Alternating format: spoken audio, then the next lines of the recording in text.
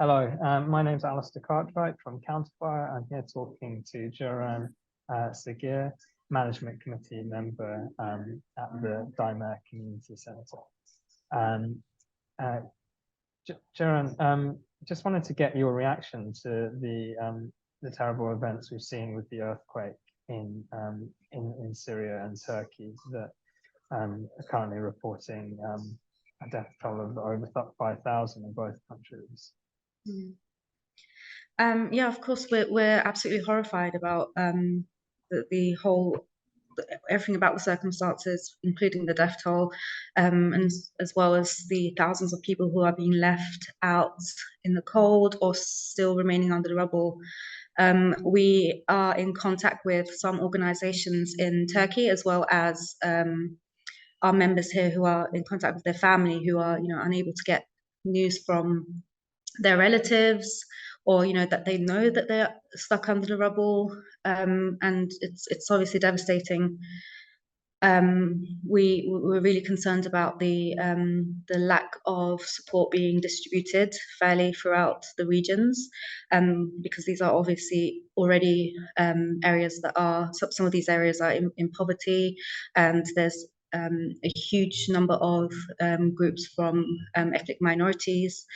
So they're all already underfunded and under-supported. So when these sort of disasters take place, these people are hit the hardest.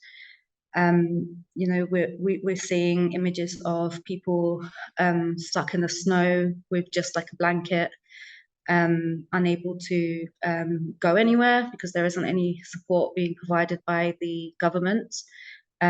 Who are actually claiming that the AFAD, which is the government organization in charge of supporting people who are in these sort of natural disasters. Is the Turkish government? Yes, the Turkish government. Yeah. Yes, that's right. They're claiming that they're able to reach everyone efficiently, which is not true, not the case. Yeah, so we're really concerned about the speed of the help that's getting there as well. And at the same time, the Erdogan government has imposed a state of emergency recently. I was wondering if you could get your comment on that, what the implications are in terms of the humanitarian response, but also politically, because I guess disasters always have a political dimension to it. Yeah. So yes, he has called for a state of emergency. So the biggest issue in that is that it really slows down being able to get aid across, especially material aid, because they stop, authorities stop people from coming in and out of the areas, which is quite interesting because the government has also asked, the Turkish government has asked for international governments to send support, such as military aid. They haven't sent their own military in, which is another sort of hypocrisy of theirs. Yeah, there are already political implications of that as well, because we know that the general elections were supposed to be held on May 14th, although an announcement hasn't been made on what will be happening in regards to that. There is a huge possibility of a delay, another delay. It's already been delayed, and we know that the government is quite reluctant to pass on any power or step down in any way. It already had quite a big defeat in the last regional elections, where it lost some of the major cities like Istanbul. So they could very much use it as an excuse to delay political progression in the country. You mentioned the fact that ethnic minorities have been amongst the worst affected. I was wondering specifically how the Kurdish community has been impacted by this, and what kind of response there's been amongst that community. Yeah, so there is a huge number of Kurdish communities in the region, and they're already ones that are overlooked by the government. And in fact, there is this huge attempt to target these people in some way or form. We're hearing from people in that region who are they're saying that we're not getting any support, we're not getting any no one's helping us, and this is probably one of the biggest issues that we have with government organizations and other affiliated organizations as well that are claiming to provide support for people, where we know that they will not be providing the support for the communities that are most in need, the ones that are overlooked, the ones that are underfunded. And there's also issues, I would say, in the structure of the homes and the buildings that these people live in as well. There isn't a lot of regulations that are actually enforced to help to make sure that these people are living in homes that are safe from earthquakes. These regions are already on fault line, so it's the government is aware that they need support in ensuring that regulations are kept and that these houses are secure and stable. But this would, if they were to ensure this, it would minimize potential loss of life and damage to infrastructure with good planning. But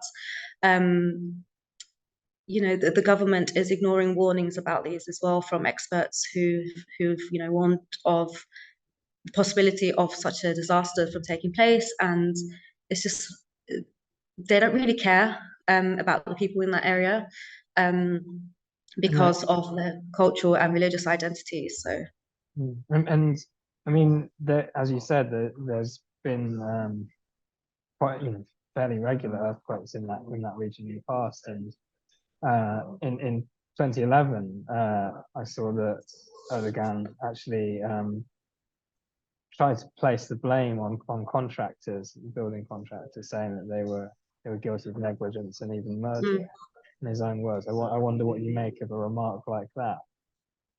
Well, I would say that the government is actually negligent of, keeping up regulations and to ensuring that these contractors and developers abide by the laws and the rules that are needed to ensure that these buildings are safe for these people. But again, it's just a typical attempt by him and his administration to shift the blame onto others and to avoid accountability. And yeah, I would say they're directly negligent themselves. And you spoke about the distribution of aid and the relief efforts in Turkey, and obviously this is a kind of international question, and we're seeing various kind of points of tension emerge in that way. I was wondering if you might be able to comment on the situation in Syria. On the one hand, the Assad government is trying to insist on international aid going directly through its own channels. At the same time, you have the US saying that it can't possibly cooperate with the Assad government on delivery of aid in any way. Do you have any perspective on that? Well, I think it's even more difficult in Syria to really understand what the situation on the ground is because of all of the political issues that have been going on for decades now, and also the suffering that the people are going through already.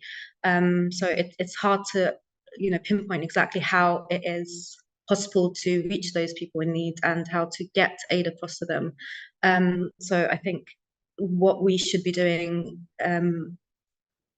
as we are abroad is to listen to organizations on the ground, volunteer groups on the ground, and to hear what they have to say, and to trust them that they are aware of what's needed the most. And in terms of that more grassroots effort, especially in Turkey, which I understand Day-mer is involved in. What do you have comments on that, and what would you say to people who want to help in some way, however minimal that might be from here? Yeah, so we've seen a huge variety of different groups coming forward, collecting funding and also material aid. But as I mentioned before, we have experience with providing support in these sort of situations in the past, especially in the 1999 earthquake, which was also a huge disaster. But there are often issues with getting material aid across. We have had authorities confiscate items that we were trying to get to people in need. At times they've claimed that they will be distributing it themselves, but we've also heard of how that these materials have been left in warehouses and sort of they've deteriorated and have become unuseful. So we don't believe that providing material aid is very useful at the moment. You know, this is something that we're monitoring, we're continuously looking into to see if there is a way across, but it seems very unlikely, and it's not something that we would promote. And then there's also other organisations that are asking for funding, but we would advise everyone to only donate to organisations that they know and that they trust, and if possible to sort of grassroots organisations and, you know, organisations like Day-mer, but also others in the area as well, who have connections with socialist and democratic organisations and groups on the ground who are there, you know, who are working to provide people with what they need. And that's kind of what we're planning on doing. We are in fact sending the donations across directly to these groups, who can then spend the funding on what's needed specifically, and this way we can ensure that you know, people are able to access what they need.